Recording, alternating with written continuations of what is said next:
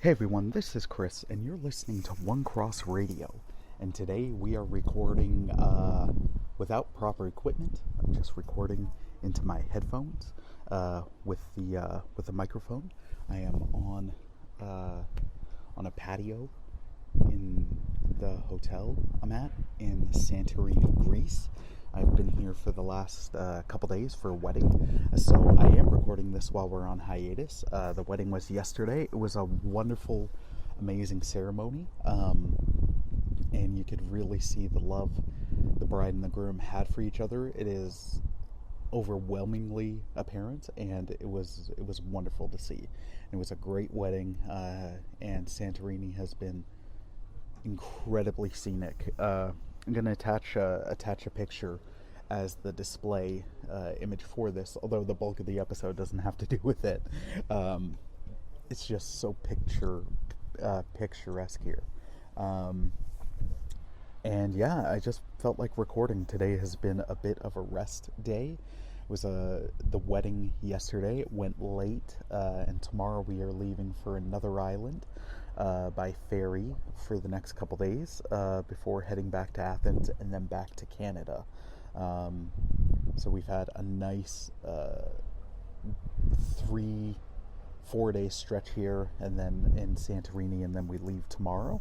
The island's been wonderful. The staff at this hotel we're staying at has been absolutely amazing. I will attach the name of the hotel in the description, and I'll remind myself to do that because they've been absolutely wonderful.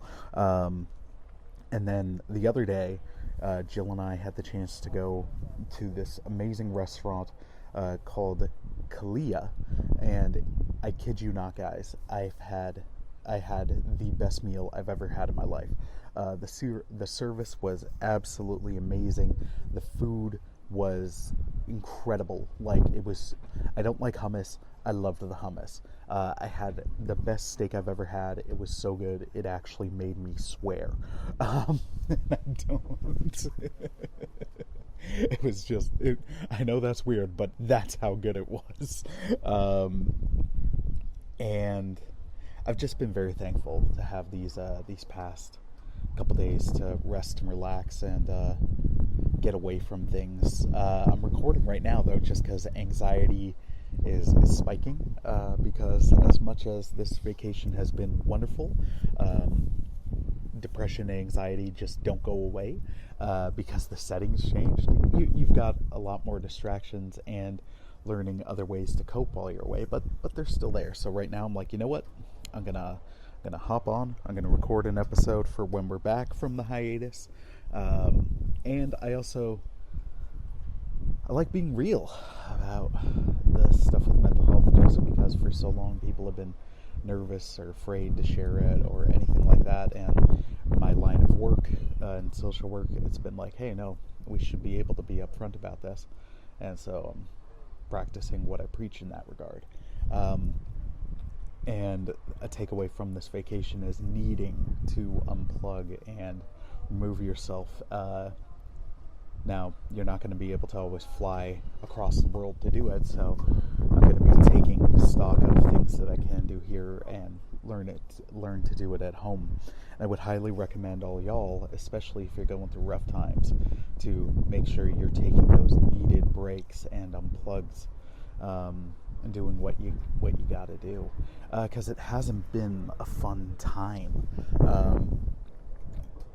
for a long time. And I'll be honest, I was getting things were really messing with me before I left. Now I'm not going to go into the details as to why, but you'll also, if you know me, and you'll know I have reasons and what I feel are good ones.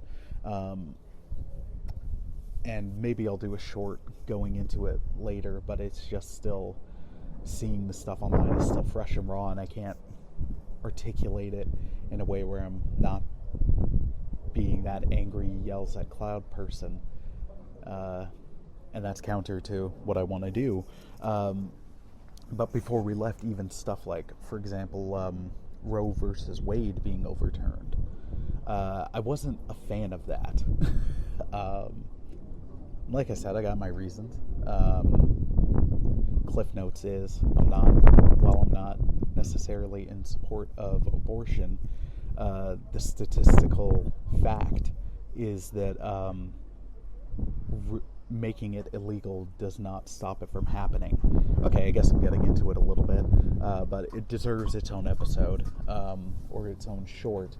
But when you compare rates in countries where it's illegal to where it's legal, guess what? It's higher where it's illegal. It's I don't understand how removing it is a victory when in removing it you're not addressing so many of the causes, of the many causes that people have identified as to why they've gone through it, such as poverty, lack of sex education, lack of access to safe sex materials, cost of living, like so many things that they're not addressing. So for me, I've just seen it, like that was like, I don't like this, but this ain't it, homie. I don't see this as a victory. And I saw way too many and experienced some firsthand bad backlash from people within the church who were just like, no, this is amazing and it's all this. And there was a lot of bad stuff. It was not a good look. I think there's room for disagreeing on whether or not you're celebrating or not. But the vitriol that I saw and the unchristlike behavior that I saw was from so many within the church and even other churches, was very disheartening and very frustrating and very enraging. And then it emboldened others to do similar things with other issues. So that was very disheartening. And I guess I'm just getting that off my chest now. And like I said, I'll probably do a proper episode. So it's been nice to be away and in Greece, and away from things. And I've had to unplug a bit, so that's been very good. And I'm also aware that a number of you just heard what I said and disagree. I'm down for a conversation, homies. You know me. I always am, and know that I don't judge you whether you agree or disagree with me. How you disagree with me, or how you raise it will play a factor.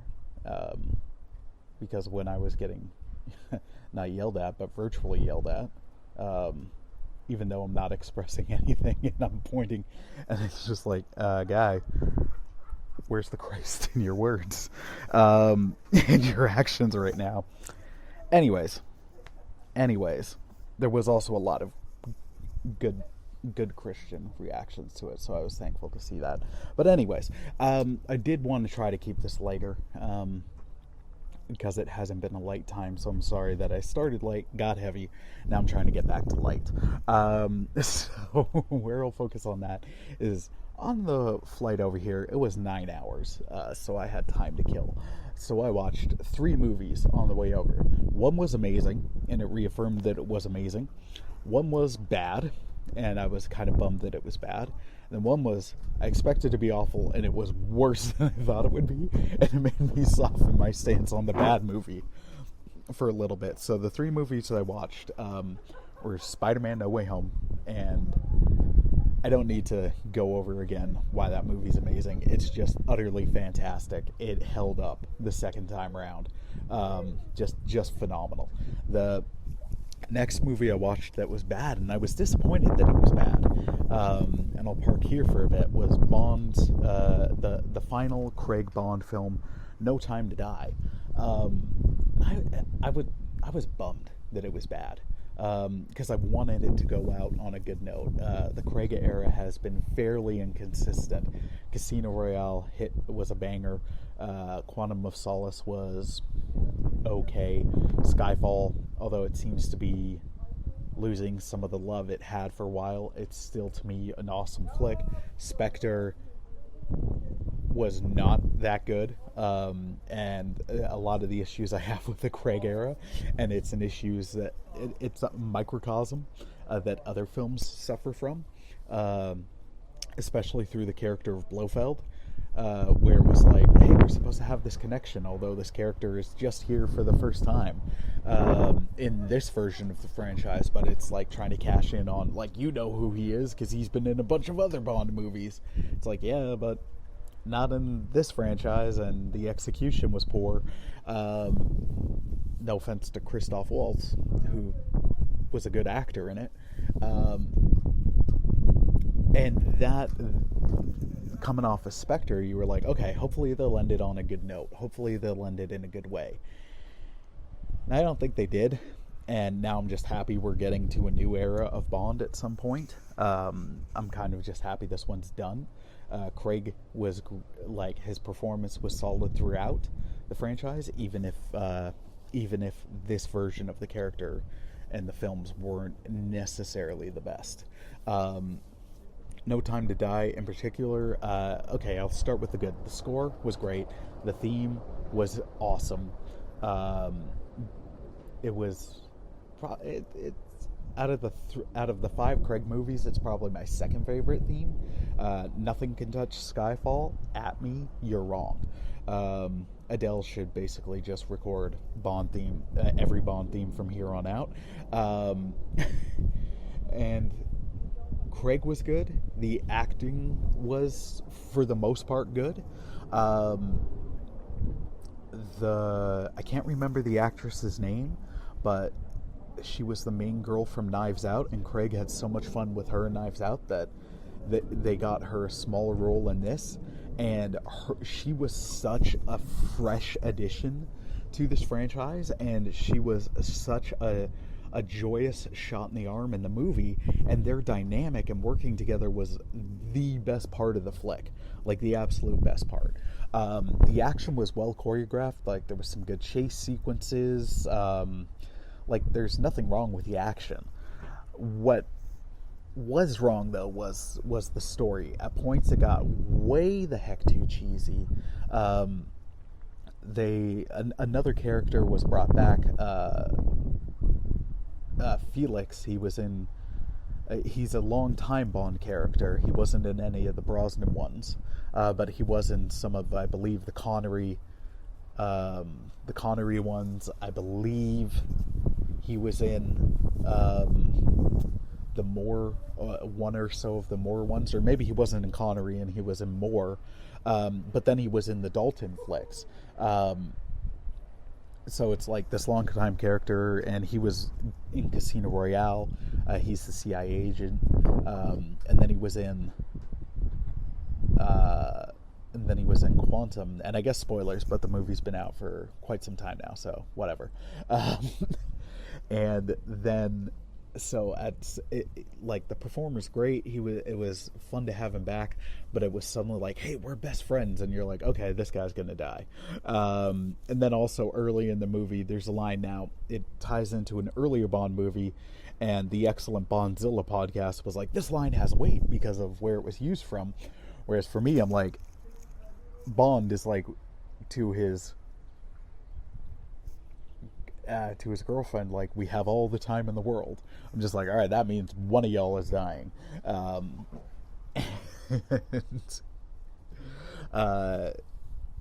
Spoiler, it's him.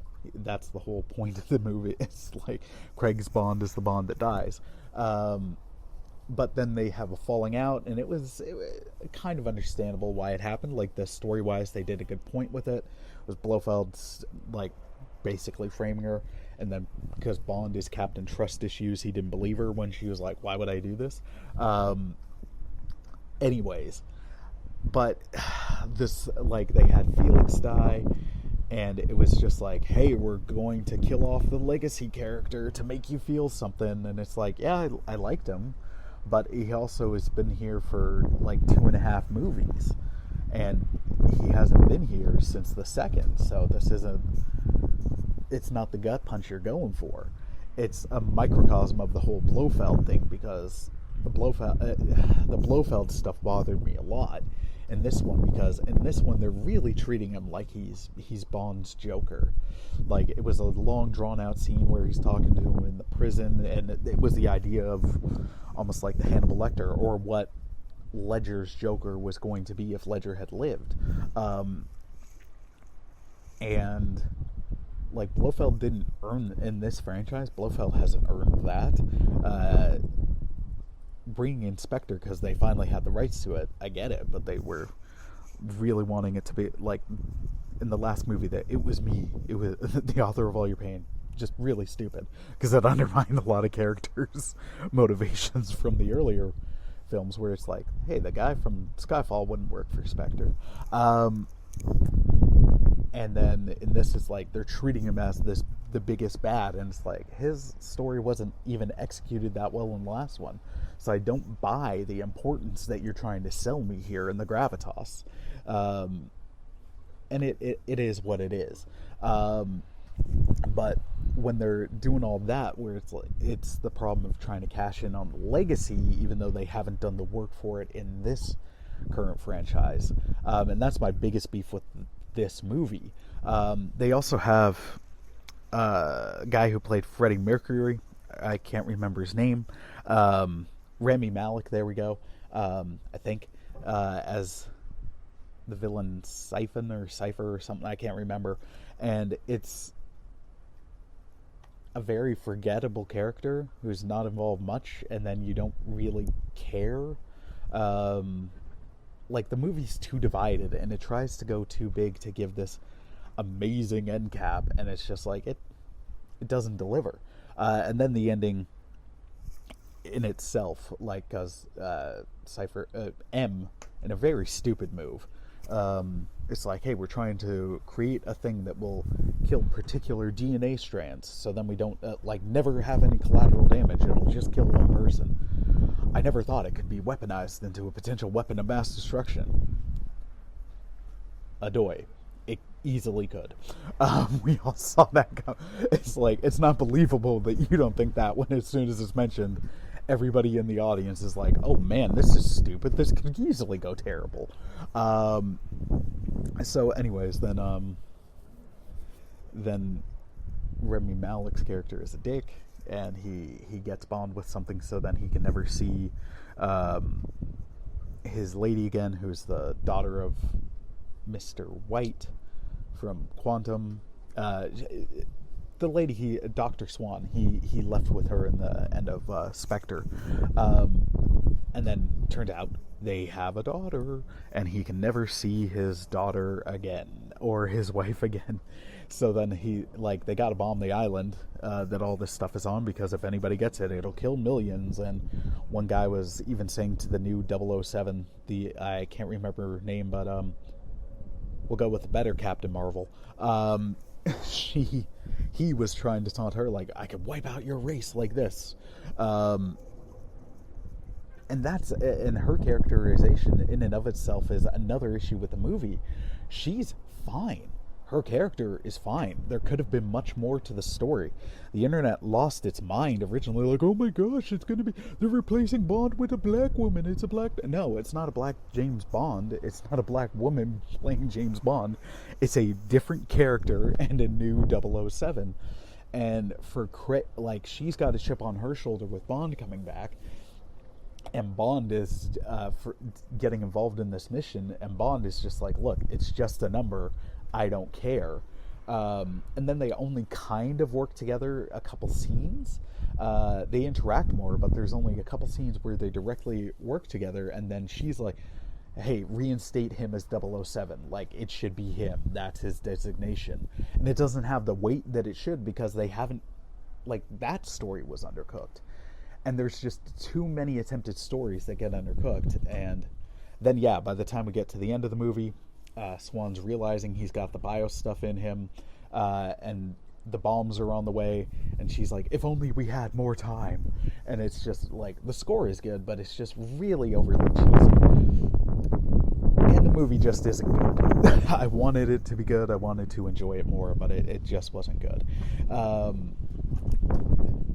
That being said, it was a lot better than the movie I watched after that, which was a train wreck that I could not turn away from. And that was Let There Be Carnage. There's no sugarcoating it. It's awful. It's absolutely awful. I can't recommend it. I can't even recommend it as a bad watch. It's one of those where I'm like, all right, look, you might need to watch it to see for yourself how bad it is. But as a Venom fan, even though the last one was upsetting and I had an idea of what this would be, it was somehow still more upsetting. As a Carnage fan, it was awful. As a comic book movie fan, it was awful. As a fan of Andy Serkis, I don't know what happened, and it was disappointing to see that he was the director. And I don't like being so mean to movies. It's just with that one, honestly, at the end of it, I'm like, yeah, sure, Tom Hardy's performance is good, but I don't like this characterization of it. I don't like this take on Venom. Woody Harrelson, what? And Shriek, what? It's just a bad movie. So, if you're going to watch any of the three I recommended, I'd say you could check out Bond. And you might enjoy it more than I do. I would not recommend Let There Be Carnage. I would absolutely recommend watching No Way Home again, because it's outstanding. And if it's on the plane on my way home, I'm probably going to watch it again. And if you ever find yourself in Santorini, I'm going to highly recommend you get a rare steak from the Kalia restaurant. It is amazing, so flavorful, so wonderful. All right, I'm going to end it there, homies. I hope you're all being safe. I hope you're all having a great day. Again, if you feel free to chat, hit me up. And like I said earlier with some of the heavy stuff, if you disagree with me, I'm fine with that. I don't think any less of you. I hope you don't think any less of me. There's too much jumping to conclusions where it's like, you know me, so you're going to know my reasonings, and I shared some of it with you. And I'm always down for the conversation, but I'll also just say, like, look, if we can't have the conversation, if it's just going to be you're going to get gurry and yell at me, don't bother, because then just don't. And I say that to myself as well. If I can't, almost like treat me how you'd like to be treated. I try to do that with everyone as well, and that's also why I've bit my tongue on a lot of this stuff, as it's been really upsetting, because it's been raw, and I'm like, I could fly off, but I know I don't appreciate being flown off on. Point blank rudeness really frustrates me, and I don't want to be doing that with other people either. So anytime you want to have a conversation about anything, whether we agree or disagree, as long as it's civil, I'm down, homies. All right, anyways, looking forward to coming back with other episodes, later ones. At some point I'll be doing that 90s comics with Steve. I will finish Obi-Wan Kenobi the show soon, so I'll be doing an episode on that. All that being said, hope you have a wonderful day. Take care. God bless, my friends. And looking forward to doing some more stuff. Also, at some point over the next couple months, I'm recording an episode on a podcast that I'm a huge fan of. It's called The Power Trip, and we'll be talking RPM, and I honestly can't wait. All right, take care, my friends. God bless. Peace.